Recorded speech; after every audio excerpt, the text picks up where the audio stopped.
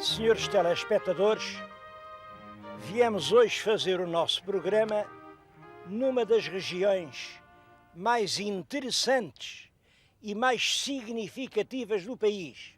Bom, e apesar disso, não é das mais conhecidas.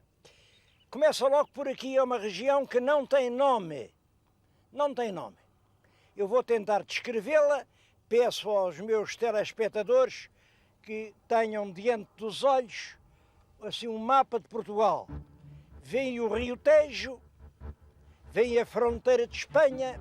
Ora bem, os três concelhos que ficam entre o curso horizontal do Tejo e a fronteira espanhola, e que são os concelhos de Castelo Branco, Idenha Nova, Penamacor, formam uma unidade sem nome. Se eu pudesse pôr-lhe o nome, eu punha. Eu chamava isto a Egitânia. É um nome bonito e é um nome verdadeiro, porque estas regiões constituíam a diocese da Egitânia, hoje é Idenha. Depois, quando os mouros tomaram conta daquilo, não podia haver lá bispo, não se podia dizer missa. Parece que os reis mudaram a sede da Egitânia aqui para Penamacor. Mais tarde passou de Penamacor para a cidade da Guarda, mas com uma condição: o bispo da Guarda tinha que se chamar sempre bispo da Egitânia. Estou-lhes a falar, portanto, aqui junto ao castelo de Penamacor, e a minha ideia é mostrar-lhes um pouco da Egitânia.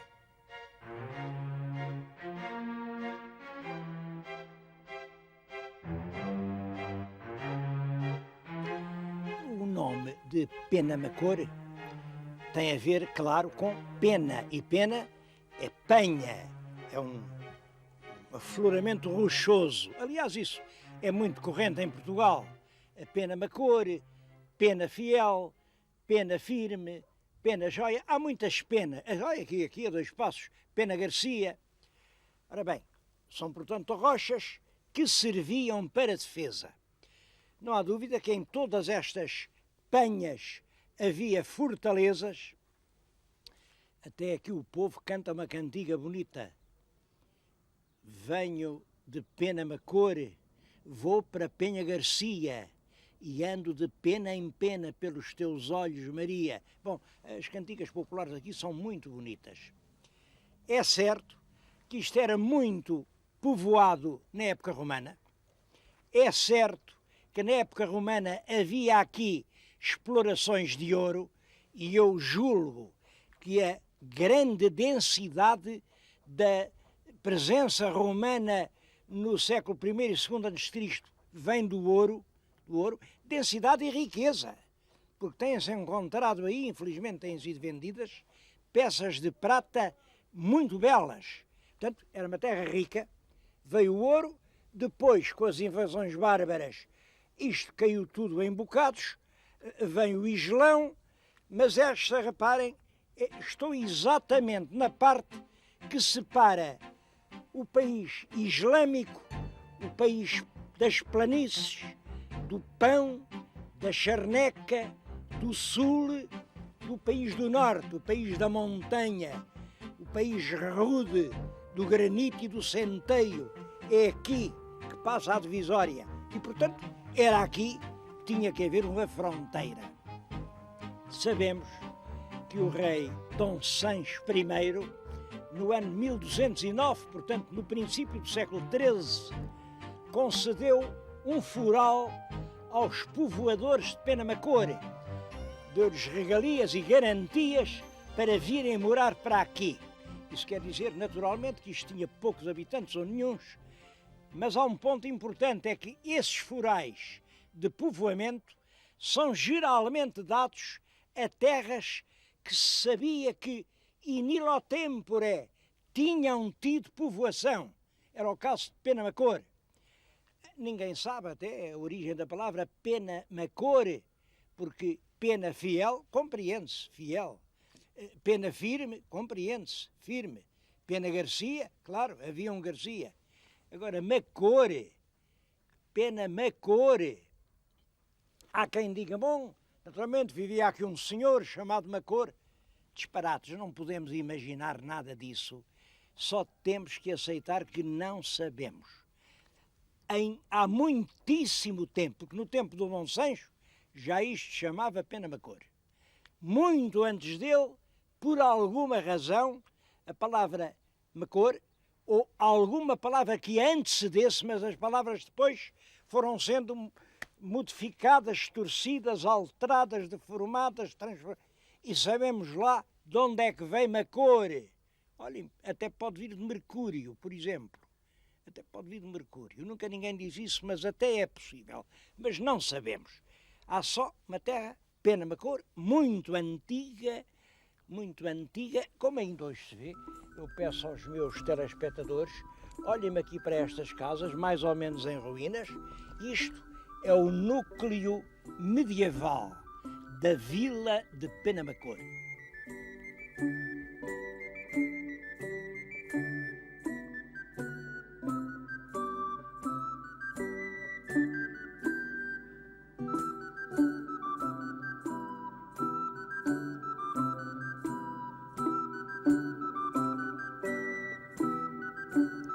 Esta é a antiga Casa da Câmara. Reparem que é muito curiosa porque a Câmara foi construída por cima das portas da vila. Vêm as portas, ainda é ogival, quer dizer, é do período medieval, mas a Casa da Câmara já tem as duas esferas armilares, quer dizer, já é do tempo manuelino. E entre as duas esferas armilares fica uma pedra que tem orgulhosamente os sinais do município de Pena Macore. A meia-lua, que representa o tempo dos mouros, a chave e a espada.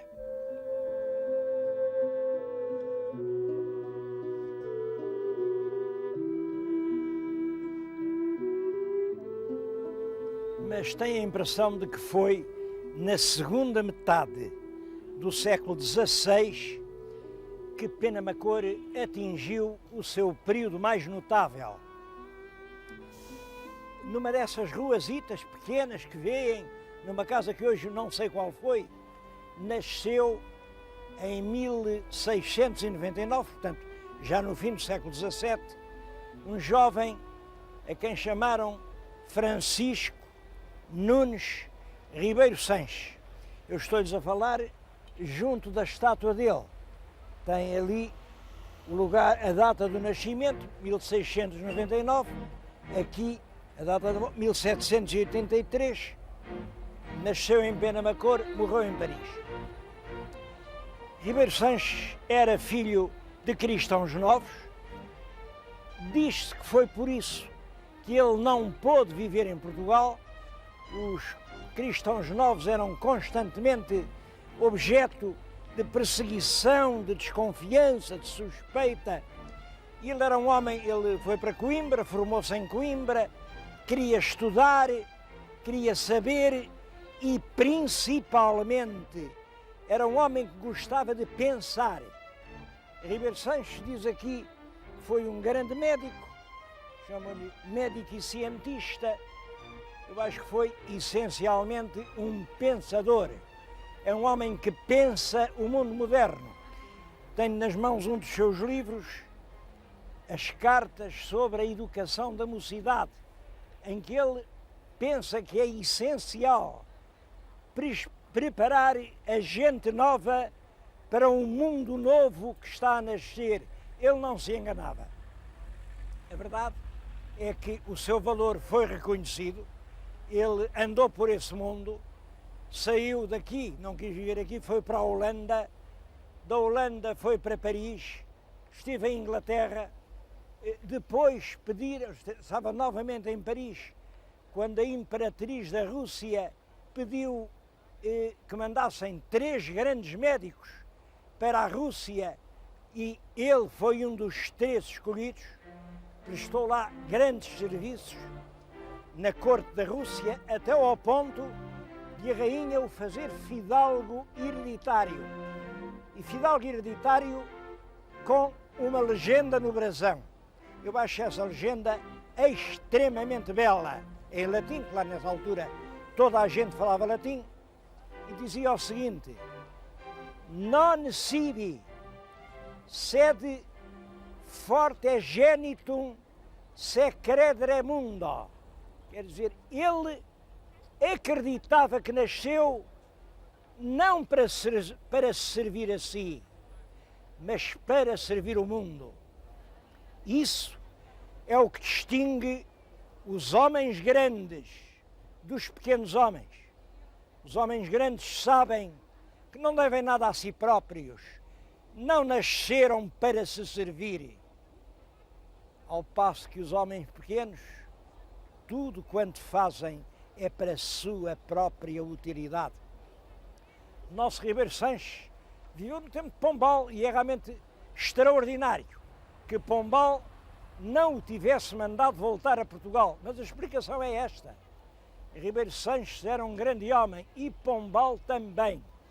E geralmente os grandes não querem outros grandes na sua companhia. Ribeiro Sanches morreu num triste exílio. Olhem, era muito amigo de um homem também português, também andou por lá, o Padre Teodoro da Almeida, que foi da Academia das Ciências, como o nosso Ribeiro Sanches. O ilustre Ribeiro Sanches foi membro da gloriosa Academia das Ciências de Lisboa.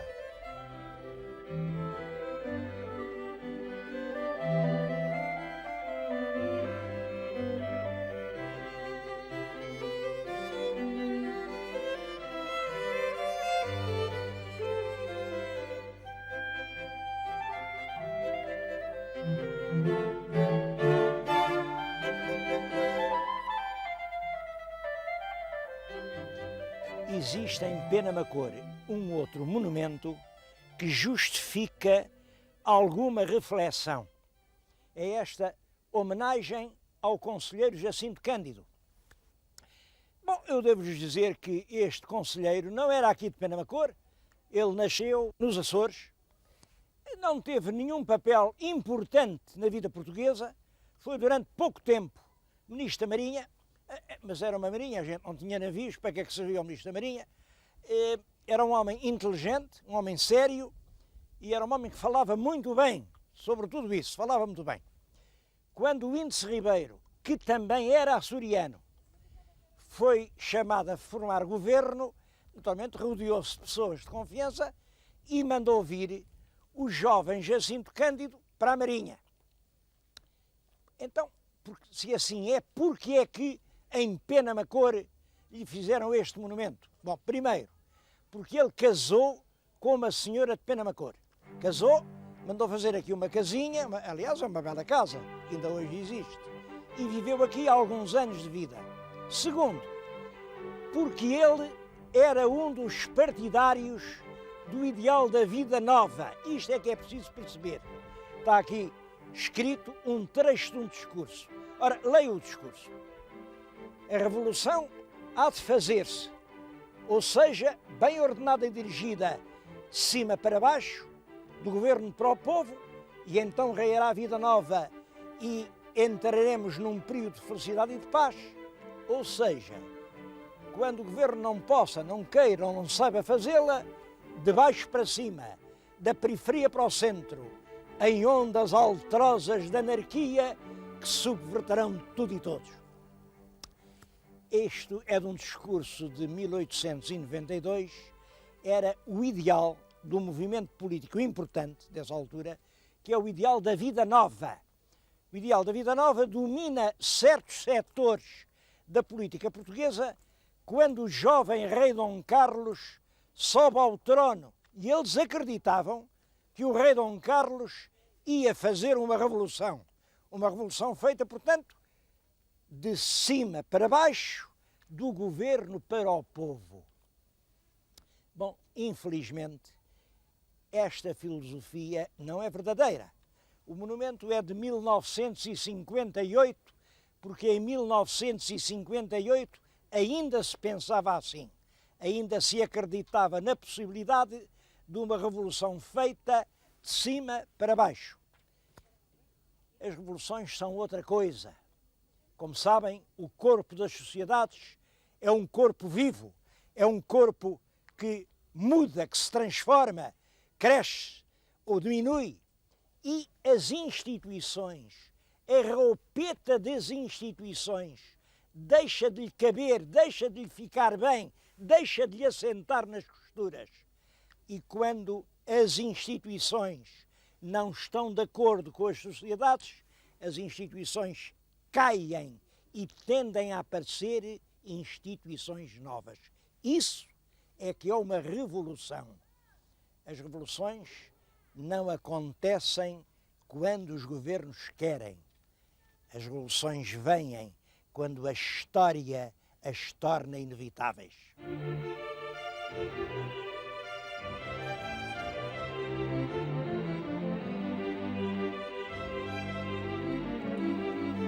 Relaciona-se com isso o episódio que lhes vou contar. Já viram que agora estou noutro lugar, estou no museu. Isto era um antigo convento de frades dominicanos e hoje é o museu. Um museu muito interessante, mas também já foi um quartel. Quartel porque havia aqui uma unidade militar, e nessa unidade é que se passou o facto que eu lhes queria contar. Era um costume muito antigo no exército, quando os soldados faziam, enfim, certos atos que não fossem muito graves, davam-lhe umas chibatadas com uma vareta de junco. O junco não podia ser mais grosso que um dedo, e davam-lhe as varadas. Era um castigo cruel, claro, mas isso vinha de há muito tempo e ninguém se lembrou de acabar com isso. Ora bem, em 1848 é já uma data moderna, é já muito depois da Revolução Liberal. Estamos na época do Costa Cabral, estamos na época do Fontes Pereira de Melo, estamos na época do Herculano, do Garrett. Em 1848, aqui em Penamacor, houve um princípio de insubordinação de uns soldados. Houve queixa, conselho de guerra, e condenaram 5 rapazes a receber o tal castigo das varadas. Só que aqui em Penamacor não há juncos. Então, em vez de juncos, resolveram arranjar varas de marmeleiro, grossas. E a pena mandava aplicar a cada soldado 1500 varadas de marmeleiro. Bom, começaram a malhar nos rapazes. É claro, os rapazes caíam sem sentidos, sangravam por todos os lados, até que, quando chegou a 800, os médicos que assistiram disseram: alto, é impossível fazer mais, porque assim morrem. Bom, assim morrem, 2 já estavam mortos. Um terceiro morreu uns dias depois no hospital. E os 2 outros sobreviveram, mas completamente inutilizados para toda a vida, com os braços tortos, as pernas retorcidas e até com, enfim, coitaditos, eram farrapos humanos. Esse crime, porque isso é um crime, é evidente, teve o condão de chamar a atenção do país para o disparate que estava em aplicar, na época contemporânea, um castigo que vinha de tempos medievais. E, finalmente, lá saiu a lei que proibiu a aplicação dos castigos corporais nos nossos soldados. Hoje, como vêem, isto é um museu, tem muita coisa muito interessante. Tem ali um conjunto de pedras romanas que são significativas por isto. Cada uma delas representa a libertação de um escravo. Veio para aqui escravo e fez-se homem livre. Tem aí belas estátuas do século XV, do século XVI, tem alfaias agrícolas. Acho muito curioso aquele São Jorge. Aquele São Jorge, até 1910, saía todos os anos montado num belo cavalo na procissão do Corpus Christi e representava os artesãos de pena-cor, que eram muitos. Bom, há muitas outras coisas. Há, por exemplo, uma coleção de armadilhas de caça. Eu queria lhes mostrar uma armadilha da caça ao lobo. Bom, vou tentar pô-la a funcionar. Isto abre, como veem, abre, prendi aqui com este gancho. Eu não vou prendê-la, claro, porque isto é realmente perigoso. E quando o lobo passava, isto tinha aqui uma presa que o lobo queria comer, isto soltava-se da armadilha e fechava-se nas patas do lobo. Era uma vez um lobo. É claro que o povo diz que quem não quer ser lobo não lhe veste a pele. Mas nisto de vestir a pele, meu querido telespectador, queria-lhes pôr um problema. Que diabo de pele há de vestir o lobo, senão a sua própria pele? Andar vestido com a pele alheia, isso é que é mau. A propósito, gostava que me respondessem a esta questão. O que será mais perigoso? Andar o lobo feroz, vestido com a pele inocente da ovelha, ou andar a doce ovelha mascarada com a pele feroz de um lobo? Sobre lobos, hoje creio que já não há lobos. Há quem diga que já às vezes aparecem, quem diga que não. Agora, do que se fala muito é do lince. Eu nunca vi um lince senão o que está aqui na coleção. Está ali um, bonito, foi atropelado na estrada, aqui já há muitos anos. Está ali um lince. Mas o lince fez a celebridade da região. Todo o país já ouviu falar no lince da Serra da Malcata. Vamos lá à Serra da Malcata a ver se vemos um lince. Claro que não vemos, já lhes digo, mas vamos até à Serra da Malcata.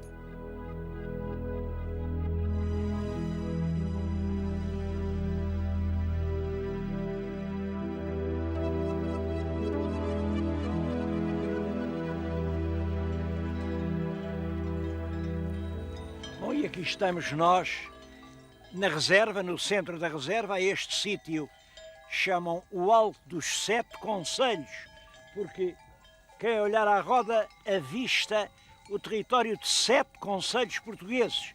Naturalmente Penamacor, o Sabugal, a Guarda, a Covilhã, o Fundão, a Idanha, são 7 concelhos, além daquelas terras para além, que já são terras de Espanha, portanto um grande mirante. É evidente que não estamos a ver lince nenhum, porque o lince é um animal, são raros, são muito raros. Há mesmo quem diga que nunca ouviu. Os camponeses dizem, não, qual lince, nunca vi lince nenhum. Mas os cientistas que administram o parque garantem a sua existência, embora em pequeno número. E uma coisa é certa, o parque foi feito, a reserva natural foi instituída no ano 1981 para proteger o lince ibérico. O lince, que é uma espécie em vias de extinção. Bom, o lince é um felino, é maior que um gato, com certas semelhanças, realmente diferente, carnívoro, e alimentava-se de coelhos. Os coelhos estão a desaparecer, como toda a gente sabe, por causa da caça, por causa das epidemias, e sem coelhos não há linces. E, portanto, tentou-se aqui estabelecer o hábitat ideal para a sobrevivência de uma espécie que é preciosa, porque já é muito rara. Sobretudo, há opiniões sobre esta questão da reserva natural, porque isto tem ainda 16.300 hectares, quer dizer, mais de 160 quilómetros quadrados.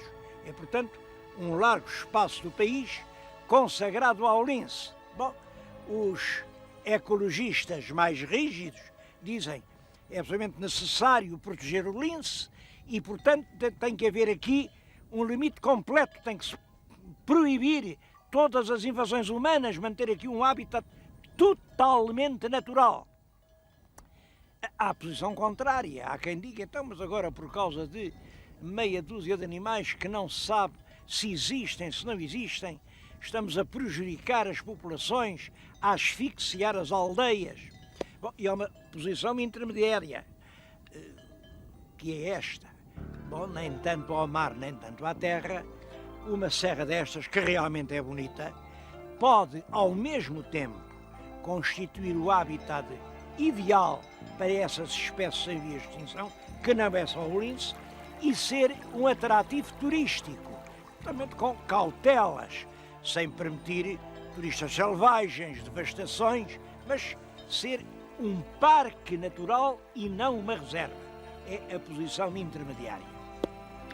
Eu o que é que penso? Bom, o meu telespectador já me tem ouvido em situações assim. Olhem, vêm-me sempre palavras da Bíblia.